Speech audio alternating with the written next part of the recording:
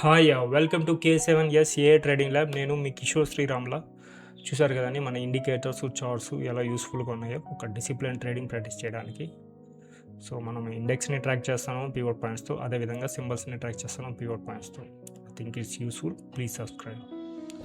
So మన weekly charts మీద so Monday మనం ఒక గ్యాప్ అప్ చూసాము, దాని తర్వాత ఒక మంచి బుల్లిష్ మూవ్ అయితే చూసాము. ట్యూస్డే అది కొద్దిగా బేరిష్గా టర్న్ అయింది. అండ్ వెనస్డే గ్లోబల్ క్యూస్ ద్వారా సో ఒక సివియర్ ఫాల్ అయితే చూసామండి. సో వెనస్డే సివియర్ ఫాల్ అయితే ఎక్స్పీరియన్స్ చేసాము గ్లోబల్ క్యూస్ ద్వారా. And Thursday so gap up, ఒక neutral move.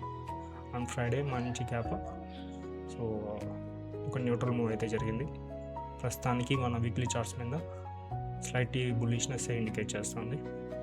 I think it's useful. Please subscribe.